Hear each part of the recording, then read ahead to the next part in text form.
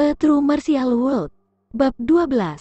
Judul, Tahukah kamu tentang kerajaan surgawi Tayah?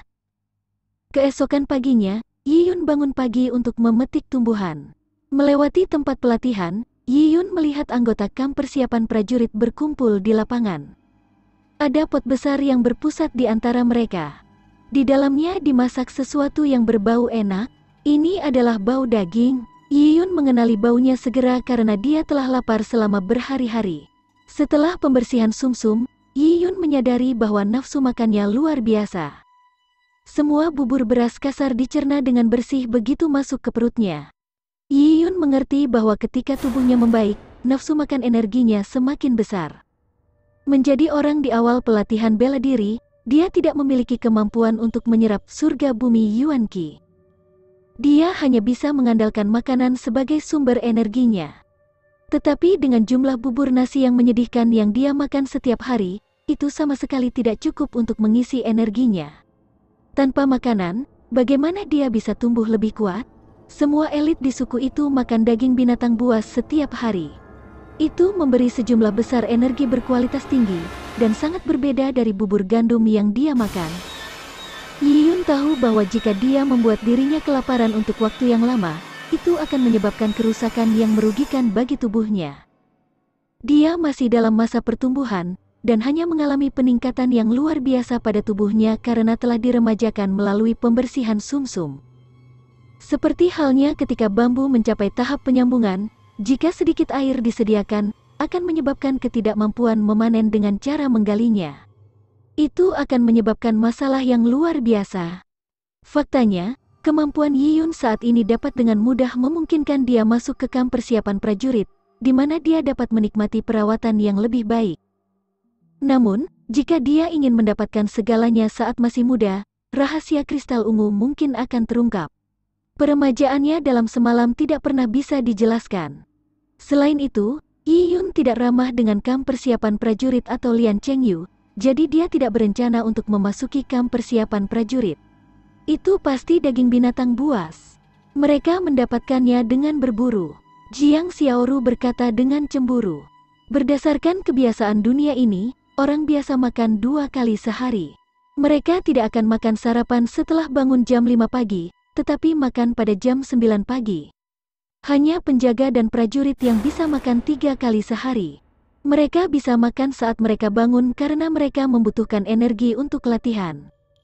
Karena anggota kamp persiapan prajurit membutuhkan pelatihan, mereka tidak perlu berpartisipasi dalam proses pembuatan. Mereka kadang-kadang pergi berburu. Karena bahaya alam liar, para prajurit yang dilatih ini memperoleh sedikit dari perburuan mereka.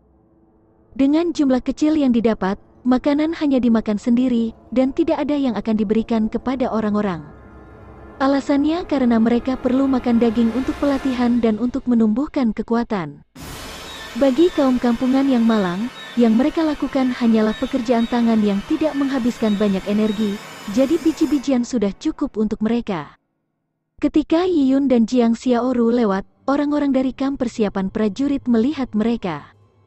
Zhao Tiezu bersiul sambil mengambil sepotong daging dengan tulang menempel dan mengunyahnya di depan Yi Yun dan Jiang Xiaoru. Daging rusa roe ini harum sekali, hahaha. Zhao Tiezu tertawa dengan ekspresi penuh kemenangan. Dagingnya dipanggang dengan api dan garam dan rempah-rempah, sarinya keluar dengan wangi. Zhao Tiezu makan dengan berantakan sambil menjilat bibir dan jarinya, seolah-olah dia akan menelan lidahnya sendiri. Selain melakukan itu, secara sporadis ia mengeluarkan wadah kulit kambing dan meminumnya secukupnya. Itu alkohol. Di suku Lian, alkohol adalah kemewahan mutlak. Dengan kelangkaan makanan, bagaimana mungkin mendapatkan biji-bijian untuk membuat alkohol? Anggota kamp persiapan prajurit bisa mendapatkan lebih banyak ransum yang memungkinkan mereka menggunakan sebagian kecil ransum untuk membuat alkohol. Mereka menggunakan alkohol untuk menghangatkan tubuh mereka selama pagi musim dingin. Bahkan sisa-sisa dari pembuatan bir tidak disia-siakan karena akan dibagikan kepada orang miskin. Meskipun sisa-sisa akan berubah menjadi asam, itu lebih baik daripada mati kelaparan, jadi sisa-sisa tidak pernah terbuang. Karena itu, para tetua suku tidak pernah keberatan dengan kamp persiapan prajurit dari pembuatan bir secara diam-diam. Hahaha, minum alkohol dan makan daging adalah kebahagiaan besar dalam hidup. Zhao Tiezu tertawa keras tanpa peduli dalam hidup. Hanya pada saat-saat seperti itulah Zhao Tiezu menikmati kegembiraan hidup dan keuntungan menjadi anggota kamp persiapan prajurit yang dianugerahkan kepadanya. Kedua pengemis ini sungguh menyedihkan. Ayo beri mereka kaldu sisa nanti. Rusa betina itu dipanggang, jadi tidak ada kaldu. Jiang Xiaoru tahu Zhao Tiezu sengaja menggoda mereka. Dengan mendengus, dia meraih tangan Yi Yun siap untuk pergi. Tapi saat ini, perutnya mengkhianatinya dengan menggeram. Karena Zhao Tiezu jauh, dia tidak mendengarnya, tapi Yi Yun mendengarnya dengan jelas. Jiang Xiaoru memerah karena malu. Yi Yun memperhatikan di sela-sela, geli dengan kelucuannya. Bagi Jiang Xiaoru, perutnya yang keroncongan berada di bawah statusnya sebagai kakak perempuan. Kak Xiaoru, di masa depan aku akan memberimu segala macam makanan lezat, membiarkanmu makan makanan paling enak di dunia. Yi Yun mengatakannya dengan serius sambil menatap mata Jiang Xiaoru. Jiang Xiaoru terkejut mendengar adiknya mengucapkan kata-kata seperti itu. Dia menepisnya saat anak kecil berbicara, tetapi senang bahwa Yi Yun begitu perhatian padanya. Dia dengan lembut menyentuh kepala Yi Yun, dan berkata kepadanya dengan suara bayi, kakak akan menunggu. Diejek dan disentuh di kepala oleh loli kecil, Yi Yun tidak bisa berkata-kata. Tapi apa yang bisa dia lakukan ketika dia lebih pendek dari loli kecil? Kak Xiaoru, apa kau tahu tentang kerajaan surgawi Tai'ah? Berdasarkan apa yang dikatakan Lian Chengyu, akan ada pemilihan prajurit kerajaan surgawi Tai'ah dalam 3 bulan. Setelah terpilih, orang tersebut akan mengalami perubahan status yang drastis. Inilah mengapa Lian Chengyu begitu putus asa mengkultivasi dirinya sendiri, dan memperoleh sepotong tulang kuno dengan segala cara. Kerajaan surgawi Tai'ah, ekspresi Xiaoru mengembara dalam ingatannya. Suku manusia kerajaan surgawi Tai'ah adalah kerajaan kuno. Ini memiliki yurisdiksi lebih dari 108 negara bagian, dan 24 lahan liar. Lokasi kita saat ini adalah di antara 24 tanah liar, bernama Cloud Wilderness. Kerajaan surgawi Tai'ah sangat kuat.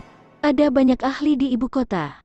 Prajurit kerajaan sebagian besar berasal dari 108 negara bagian. Bukan karena pendekar alam liar itu lemah, tapi karena populasi yang rendah di 24 negeri liar. Mengorganisir pemilihan prajurit membutuhkan banyak logistik dan tenaga, jadi biaya penilaiannya tinggi. Untuk proses pemilihan prajurit, penyisihan akan dilakukan oleh orang-orang dari kerajaan surgawi Tai'ah untuk memilih orang-orang dari suku-suku tersebut, atau para kultivator muda itu akan mati dengan melintasi hutan belantara. Tapi kali ini, pilihan Tai'ah Divine Kingdom untuk melakukan seleksi prajurit di Cloud Wilderness sangatlah aneh. Terlepas dari itu, ini adalah peluang besar bagi banyak suku kecil di Cloud Wilderness. Lian Chengyu melihat kesempatan ini dan ingin terbang ke puncak sekaligus, melarikan diri dari desa kecil yang malang ini. Dengan Jiang Xiaoru perlahan menjelaskan, itu mengejutkan Yi Yun, kak, bagaimana kamu tahu begitu banyak? Suara Jiang Xiaoru mungkin masih terdengar kekanak-kanakan, tetapi wawasan dan kemampuan verbalnya tidak seperti anak kecil. Aku mendengar semua ini dari ibu kandungku. Aku juga telah membaca cukup banyak tentang fenomena aneh ketika aku masih muda, jadi aku tahu sedikit. Yun sepertinya kamu tidak ingat banyak hal. Aku juga mengajarimu cara membaca. Oh, Yi Yun mengusap kepalanya dan tersenyum malu-malu. Memang, bagaimana mungkin seorang anak dari keluarga miskin bisa membaca? Itu adalah penghargaan Jiang Xiaoru yang bisa dia baca. Untuk bisa membaca sejak muda, Jiang Xiaoru pasti terlahir dengan sendok perak. Kak Xiaoru, Lian Chengyu berkata bahwa jika dia menjadi seorang prajurit kerajaan dari kerajaan surgawi Tai'ah, dia akan membawa seluruh suku ke kota. Apakah itu benar? Sangat sulit. Jiang Xiaoru menggelengkan kepalanya. Pilihan prajurit kerajaan surgawi Tai'ah memiliki banyak putaran. Ada penyisihan, semifinal, banyak yang tersingkir di setiap babak. Mereka yang memiliki hasil luar biasa dianugerahi sarjana kerajaan. Itu adalah gelar yang sangat bergengsi. Yang terbaik di antara cendekiawan kerajaan akan dapat memasuki ibu kota kerajaan dan menikmati sumber daya kerajaan, dan mempelajari teknik suci Tai'ah. Untuk membawa seluruh suku ke kota, tidak hanya harus melewati semifinal, seseorang harus mendapatkan hasil yang bagus. Lian Chengyu mungkin belum mencapai standar itu. Bahkan jika dia mencapai standar itu di masa depan, dari kepribadiannya, sepertinya dia tidak akan peduli dengan kita. Yun kenapa kamu bertanya? Kamu tidak bisa berharap bahwa Lian Chengyu akan menjadi prajurit kerajaan dan membawa kita ke kehidupan yang baik, bukan? Aku hanya bertanya. Yun menyentuh hidungnya sambil berkata, dia akan lebih baik berharap babi bisa terbang daripada mengandalkan Lian Chengyu.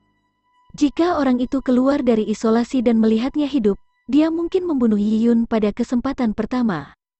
Yun percaya bahwa dia sudah mendapatkan kemampuan untuk melindungi dirinya sendiri saat itu. Identitas perusak masih belum jelas. Sepertinya aku bisa berpartisipasi dalam pemilihan prajurit kerajaan surgawi Tai'ah. Itu pasti cara cepat untuk memastikan bahwa kita berdua bisa menjalani kehidupan yang baik. Untuk teknik suci Tai'ah itu harus menjadi semacam panduan kultivasi. Untuk berlatih seni bela diri di dunia ini, manual adalah suatu keharusan. Kristal ungu mungkin ajaib, tapi hanya bisa meremajakan diriku. Jika aku tidak memasuki kerajaan surgawi Tai'ah, di mana aku akan mendapatkan panduan kultivasi? Yun membuat keputusan sambil bergumam pada dirinya sendiri.